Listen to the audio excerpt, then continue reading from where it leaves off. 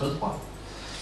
Donc ce que l'on sait, et là c'est une vraie certitude, d'évidence, c'est que quand un coordonnateur de sécurité se vend à 30 € de l'heure, on fait les ratios, les règles de 3, alors que son vrai résultat d'exploitation amène un montant à 90 €, vous avez là un menteur de 1 à 3. C'est-à-dire qu'il viendra une fois sur 3. Comme il a pris l'habitude de ne plus venir beaucoup, on risque même de le voir encore moins. C'est dramatique. Et pour le coordonnateur, c'est dégradant pour lui. C'est dramatique pour le maître de l'ouvrage. Il encourt une sanction pénale s'il n'a pas donné l'autorité et les moyens indispensables à la mission, à l'exercice de la mission. Mais c'est dramatique, au bout du bout, pour les ouvriers. Si la fonction de coordination est à ce point sous-évaluée, on aura une prévention au rabais. C'est compliqué. Bien. Dans les constats un peu amers aussi, les méthodologies d'intervention que l'on voit dans les offres sont-elles toujours appliquées à la problématique des opérations lesquelles nous travaillons? On peut en douter, le copier-coller fait rage, mais un peu partout, c'est bien généralisé. Je donne des cours dans des écoles d'ingénieurs, ça va bien le copier-coller, aussi bien que le téléchargement illégal. Mais c'est un peu généralisé. On a du mal aujourd'hui à vouloir partir d'une page blanche. Or, c'est bien ce qu'il faudrait faire. Pour le lot zéro, partez d'une page blanche. Vous serez libre à ce moment-là. Les autres ne sont pas meilleurs que vous, donc allez-y. Donc dans les méthodologies d'intervention, moi je vois bien quand je demande toujours à jeter un œil sur le PGC, et je me projette sur une autre opération. Et je regarde si le PGC colle. Vous savez, 3 fois sur 4, il colle. Il faut juste changer les titres et le nom, et puis après, vous savez, on cavale. Oui, on a déjà vu une piscine au dernier étage d'un immeuble logement social. Bon, enfin, vous voyez de ce dont je veux parler. Remettons de la cohérence dans ce que nous évoquons. Du reste, le document le plus important, ça nous a pas échappé, on en parlera avec le livre, c'est bien le DIUO. C'est celui-là qui va marquer les ouvrages durablement. Le chantier est un épiphénomène dangereux, certes. On a encore à peu près 40 accidents du travail entraînant une incapacité permanente par jour. Depuis qu'on discute, on est forcément mis en deux. On va l'avoir en tête. Le DIUO marque les ouvrages, puisqu'on est censé là avoir la trace d'une conception facilitatrice de l'intervention intérieure. On a un peu de travail là-dessus. Bien, suivant, s'il vous plaît. Alors, la normalisation n'a pas été une évidence biblique. On peut dire que le coordonnateur de sécurité est le troisième acteur à bénéficier d'une norme qui va être publiée en juillet, a-t-on dit. Normalement c'était le mois de mai, mais à chaque fois on repousse un peu. Un travail forcément collaboratif, puisque ça se passe à la FNOR, avec des institutionnels, avec des maîtres d'ouvrage, des maîtres d'œuvre. J'ai rajouté l'INTEC parce que je pensais que le représentant local serait là. Les ministères, bien sûr, santé, travail. Donc une volonté partagée, dès lors que la charte avait été mise à travers une volonté commune en chantier en 2010, la conséquence, la suite directe, c'était la norme. Donc on a comme acteur de la construction qui bénéficie d'une norme aujourd'hui, le contrôleur technique, depuis septembre 1995, les géotechniciens, qui sont regroupés à 2 fois, et c'est pas encore fini. La dernière version, c'est novembre 2013. C'est récent, la première, c'était 2000, 2006 et 2013. Les géotechniciens, maintenant le CSDS.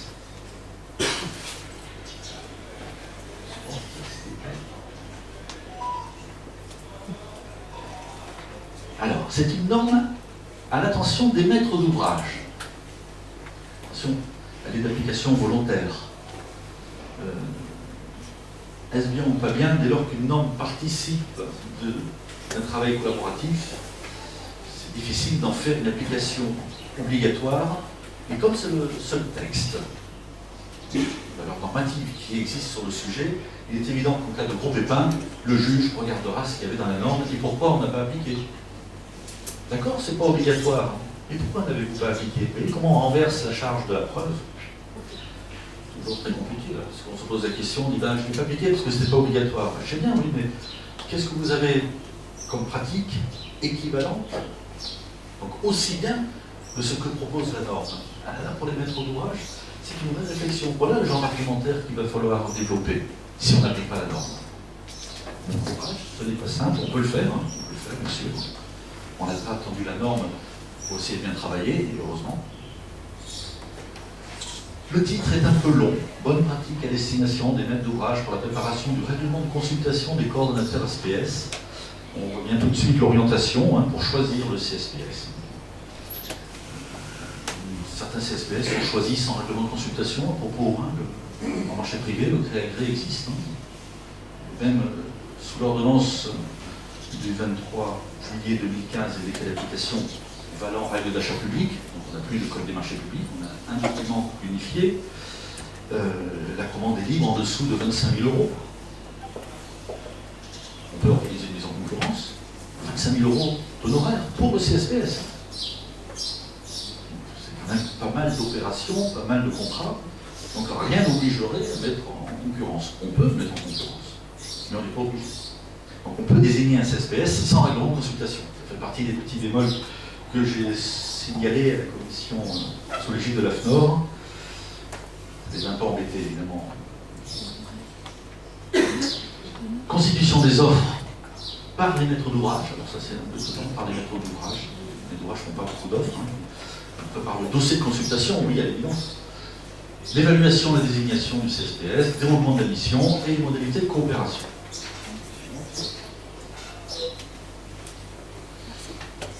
Alors, ça sert à quoi une norme? Clairement, on essaye là de défendre une profession qui est secouée, c'est-à-dire matraquée, ce terme est déjà utilisé par ailleurs. Secouée.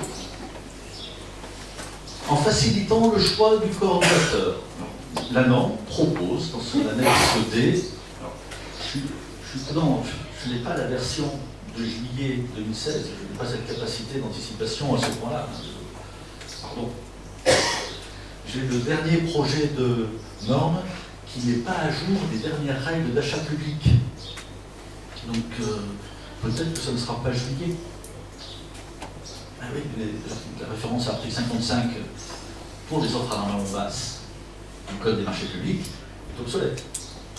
Il ne dit plus tout à fait la même chose pour les offres à normalement basse aujourd'hui.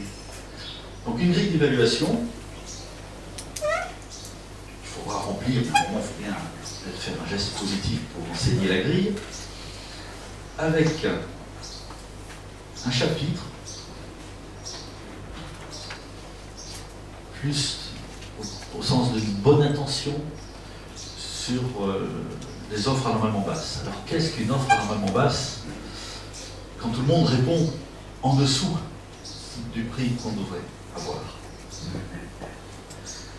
C'est là où les règles d'achat public, qui concernent quand même beaucoup de monde, ou adjudicateurs ou adjudicatrices, dès qu'on parle d'un besoin d'intérêt général et dès qu'on parle d'influence publique, qui est cumulatif.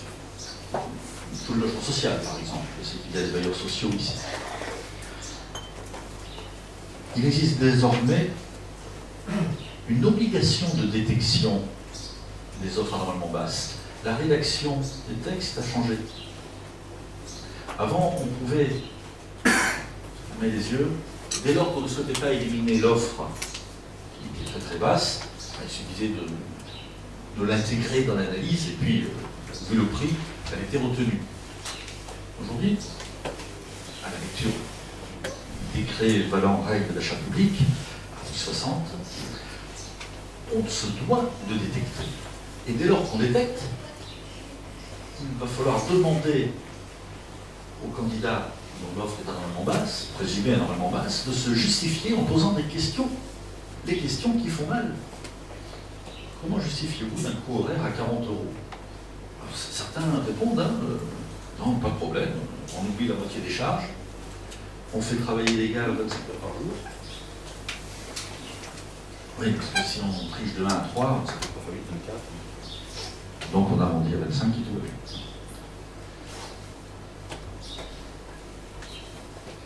Bon, ça va pas être simple, c'est pas une norme qui modifie à ce point-là.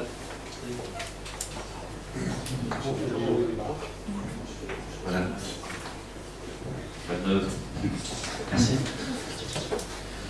Oui, je disais, la norme marque une intention de mieux faire, mais comme j'ai l'habitude de le dire, il n'y a aucun décret qui oblige à être intelligent. Tout système peut être perverti.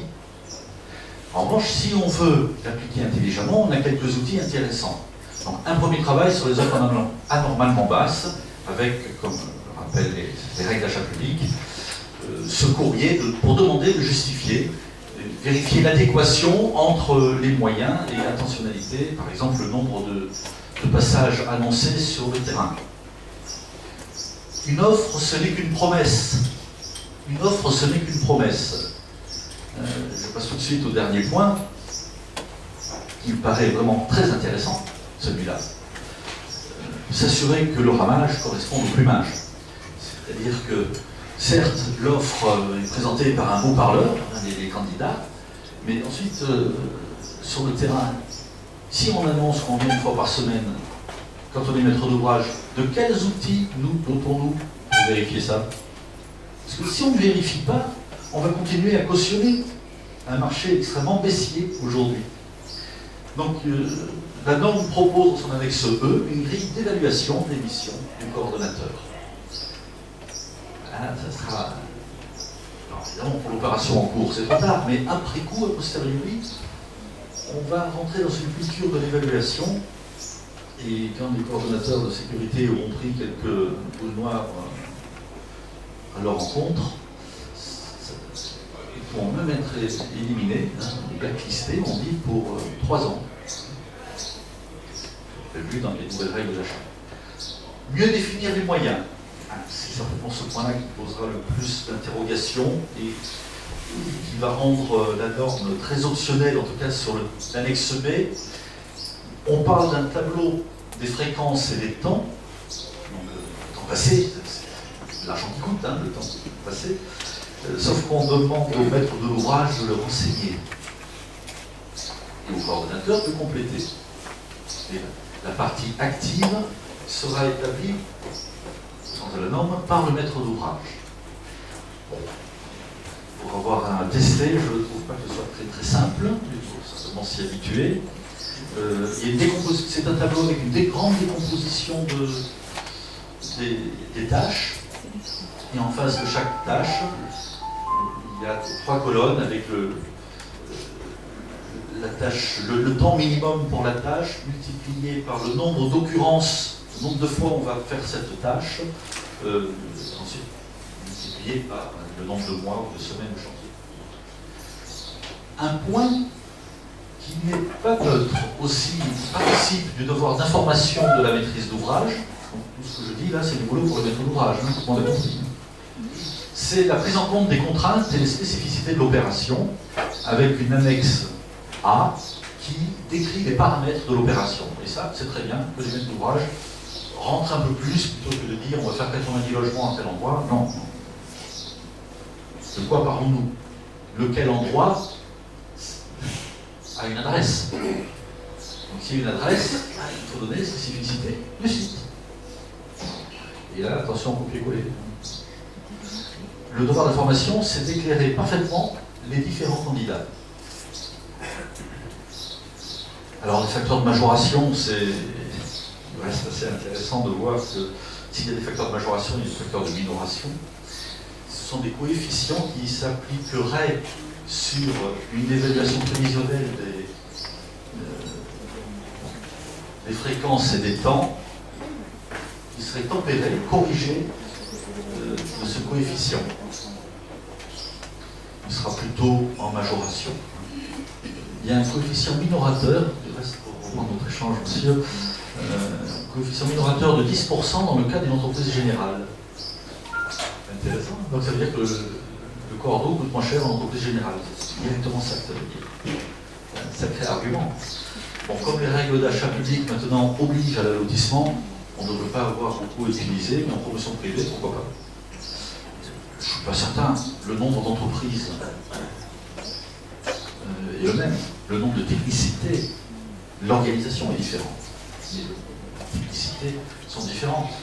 Vous parliez du nombre d'entreprises. 280 000 entreprises du BTP en France, 94% ont moins de 10 salariés. Vous vous rendez compte? 94% moins de 10 salariés. Le reste, c'est des très grandes entreprises. Alors, oui, alors quel risque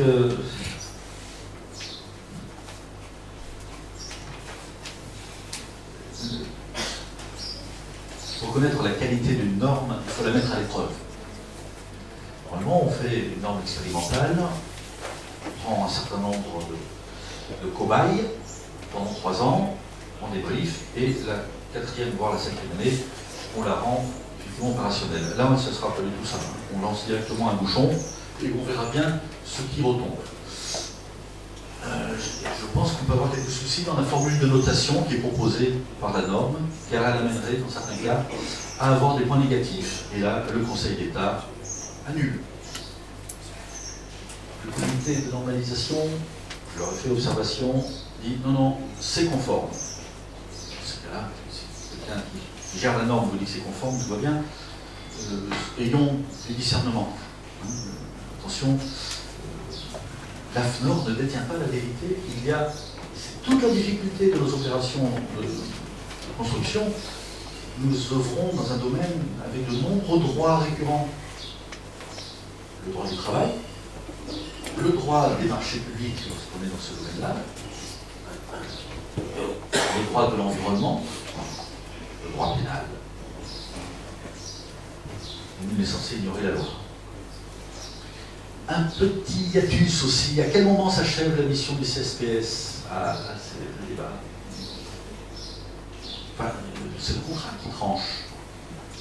Certes, le DIUO doit être remis lors de la réception. Il sera bien creux à ce moment-là. Enfin, il ne sera pas achevé.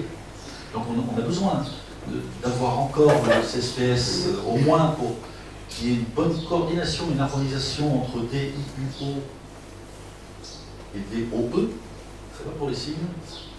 On jargonne beaucoup dans nos métiers. Dossier d'ouvrage exécuté, établit le maître d'œuvre. Les autres acteurs interviennent jusqu'à la fin de l'année de parfait achèvement, l'année de garantie de parfait achèvement. GPA. C'est pas la gestion pour autrui. Non, on est dans, voilà, chacun son jargon dans son domaine d'emploi. Cette année de parfait achèvement qui part de la date d'effet de la réception et pendant laquelle les entreprises sont tenues à intervenir sur demande du maître d'ouvrage ou du maître d'œuvre pour parachever. Déjà pour lever les réserves, pour achever les ouvrages non encore exécutés, et puis pour réparer quelques malfaçons qui auraient pu arriver, des petites fissures, le temps que les ouvrages prennent leur place. On se donne ce temps. Voilà. Donc si on se donne ce temps, c'est bien parce qu'on présuppose, ça fait longtemps que cette garantie de achèvement existe, qu'il y aura des interventions de la part des entreprises. N'étant pas à ce moment-là dans le cadre d'une collectivité successive. On a la même équipe du chantier, ne serait-ce que pour lever les réserves. Le CCAG Travaux donne 3 mois pour lever les réserves. On peut faire plus court. Les entreprises vont intervenir sur un site occupé.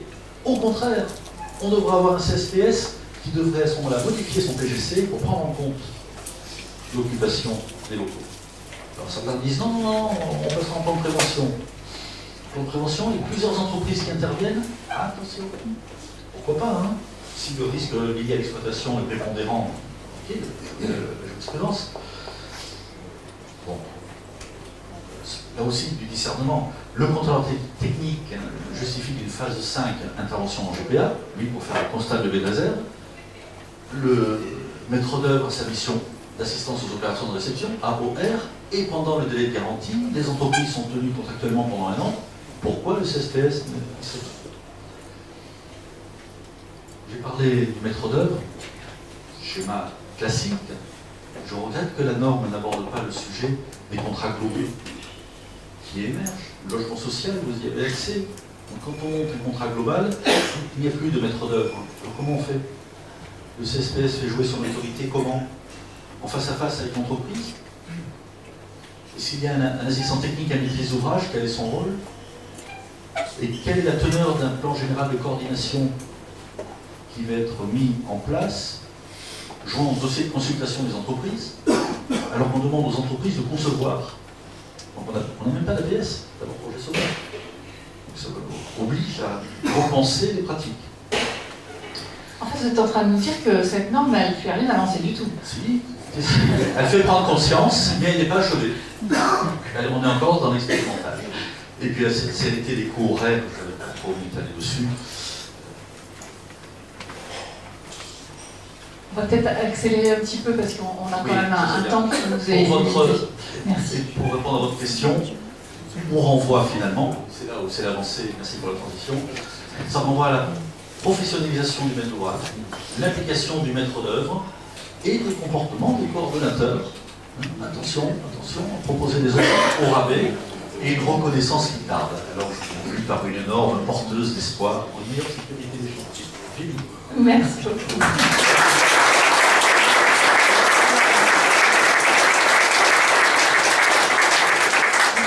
Je suppose que cet exposé a suscité chez vous beaucoup de questions. Cher monsieur Couffier, c'est avec beaucoup de plaisir que je te retrouve. Rappelle-toi, tu fus il y a 20 ans le premier formateur de CSPS de la première prochaine.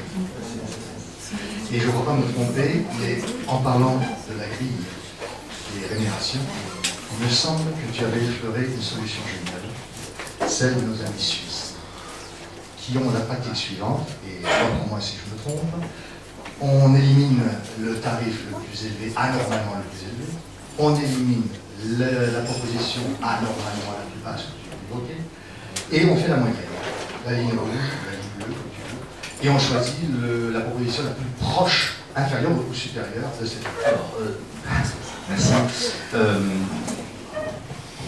C'est la méthode qui a été retenue pour la détection des offres anormalement basses. Mais on n'a pas le droit d'éliminer d'office. C'est ça l'innovation par rapport à 96. Sauf si ça vient de loi. Non, oui, mais il faudrait passer par une loi européenne. Bon courage. Non, c'est très clair là-dessus. L'obligation de détection que l'on a aujourd'hui peut amener à une présentation d'outils de cette nature, et c'est repris par la norme. On vire le plus haut, on vire le plus bas, on fait la moyenne de ce qui reste, et tout ce qui est 20% en dessous de ce qui reste, on envoie le petit courrier de demande. Ça, c'est une vraie pratique professionnelle. Pour ça, c'est une avancée. Je voulais revenir, vous avez en introduction indiqué le caractère, on va dire, un peu bas des sanctions pour les maîtres d'ouvrage, pour les coordinations.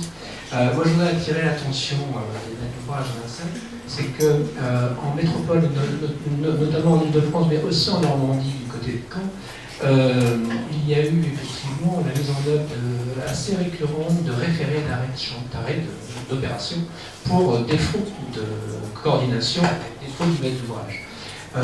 Aujourd'hui, à La Réunion, la création de sections spécialisées BTP, avec des agents dédiés au BTP, uniquement au BTP, nous amène nous aussi à réfléchir, dans certaines circonstances, à mettre en œuvre ce référé civil qui conduit à l'arrêt total de l'opération pour un défaut de coordination. J'insiste parce que c'est pour le coup la sanction, là, elle devient extrêmement lourde. On est loin des 9 ou 10 000 euros que vous signifiez tout à l'heure, qui par ailleurs, de toute façon, au-delà même du caractère, on va dire, limité de la pénalité, renvoie au temps du pénal et au temps de la justice, et avec tous les aléas qui est derrière. Voilà. Donc je voulais juste rappeler qu'il y a aussi des moyens qui sont peu utilisés, j'avoue, mais qui sont à la disposition des services sur le sujet et qu'on n'exclut pas dans certains cas emblématiques de mettre en œuvre. Et nous ne confondrons pas justice et équité, bien sûr. Y a-t-il d'autres questions? Est-ce que ça se présente une avancée significative, professionnellement parlant, cette norme? Pas autant qu'on pouvait l'espérer. Prise de conscience, oui, la preuve qu'on en parle. On a oublié de parler de maître d'œuvre dans la norme. Je ne comprends pas. Et ça, c'est un peu embêtant. Je crois que c'est en vérifiant le travail sur le terrain, avec une implication du maître d'ouvrage et des organismes de conseil et de prévention, que l'on avancera. Aujourd'hui, on accepte, on tolère, on encourage avec des prix bas la production de PGC et de DIO copier-coller. Regardons nos ouvrages. Ont-ils changé d'aspect? Pas beaucoup. Comment on accède en toiture, en façade? Comment on entretient les giratoires? Il y a des freins partout. Et le plus grand frein, c'est celui qui conçoit. Et qui conçoit? Le maître d'œuvre. L'action a mené ces bonnes pratiques professionnelles entre maîtrise d'œuvre et coordonnateur SPS. Je disais déjà que maintenant, si la politique est abandonnée, c'est que l'action du CSPS agit sous la responsabilité du maître d'ouvrage, mais à travers l'autorité du maître d'œuvre. Est-ce que c'est toujours Oui, bien sûr, et c'est ce qu'il faut mettre dans les contrats. Entre ce qu'il faut mettre dans les contrats et ce qui est pratiqué, il y a un décalage. Le maître d'œuvre a tendance à laisser le CSPS s'arranger directement avec l'entreprise. C'est efficace, ça va vite, mais ça ne résout rien. Et en termes de conception, ça pose le problème de l'intervention du directeur, à l'évidence. Oui, moi je voudrais dire que nous sommes dans un pays où, pour que les textes soient pris, il faut qu'il y ait un certain consensus, qu'il y ait eu concertation et qu'il y ait un certain consensus. Il faut se souvenir que l'un des objets internes à la norme, c'est quelque chose qui existe depuis 15 ans, peut-être un peu plus, parce qui avait été proposé par nos collègues de Strasbourg. Tu étais venu d'ailleurs déjà intervenir sur ce sujet-là. Et puis pour ceux qui ont participé avec nous à la formation, à la validation des compétences quinquennales de 2012, nous avions dans notre département comme intervenant Roger Piotto, qui est un des acteurs de la norme, Hugues Robert, qui est un des acteurs de la norme. Ils ont pris énormément de choses qui venaient de nous. Je dis nous, mais c'est pas moi, c'est plutôt Anne Boita, si je veux rendre à César ce qui appartient à César, puisque Anne avait déjà, avec beaucoup de gens qui sont dans cette salle, préparé, dont tu parles aujourd'hui d'une charte. Nous avions, nous, un processus de labellisation qui n'a jamais été finalement mis en œuvre, mais tout le travail qui avait été fait par un certain nombre de cordeaux qui sont pour certains présents aujourd'hui, tout ça se retrouve dans les documents. Donc on progresse un petit peu, on va à un train de sénateurs, peut-être même plus lentement que les sénateurs, on monte des marches et on peut se dire qu'avec la norme, on a monté une marche. J'espère en tout cas, moi, qu'on ne redescendra pas. C'est ça. Dans la politique des petits pas, tout ce qui va en avant est positif. Il ne faut pas régresser. Et en l'occurrence, on ne régresse pas. Je vous propose, si vous n'avez plus de remarques pour le moment, de faire une petite pause et on abordera ensuite une table ronde où on retrouvera nos interlocuteurs autour de la maquette numérique. J'aime plus dire la maquette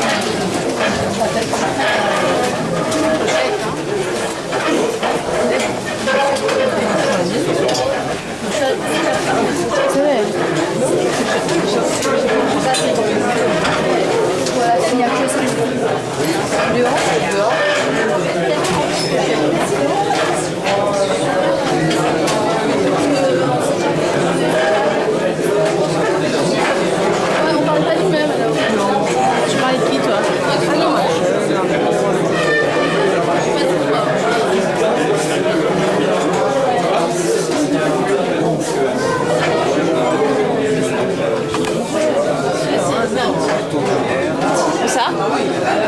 J'ai pas mes lunettes. Hein.